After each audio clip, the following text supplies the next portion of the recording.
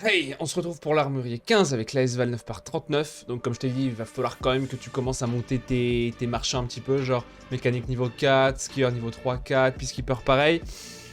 Parce que là, sinon, si tu commences à vouloir acheter des trucs au flea market, par exemple le R43 Val, le chargeur, tu vas vite en avoir pour des centaines de milliers de roubles, je déconne même pas. Donc monte tes marchands, fais tes quêtes, et je te laisse admirer là.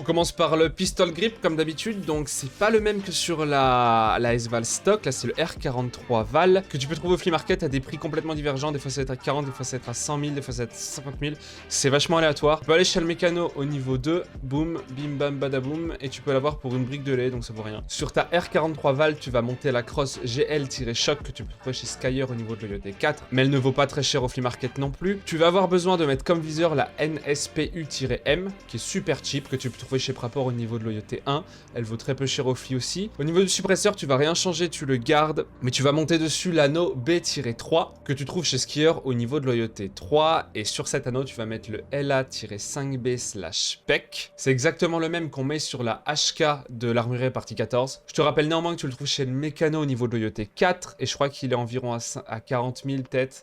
Ah, c'est ça, 35-40 000 au flea market. Et enfin, la dernière pièce majeure de ce build, ça va être le SR3M130. C'est le chargeur 30 coups pour la S-Val, que tu peux trouver chez Prapor niveau 3 ou Prapor niveau 4. Je m'explique.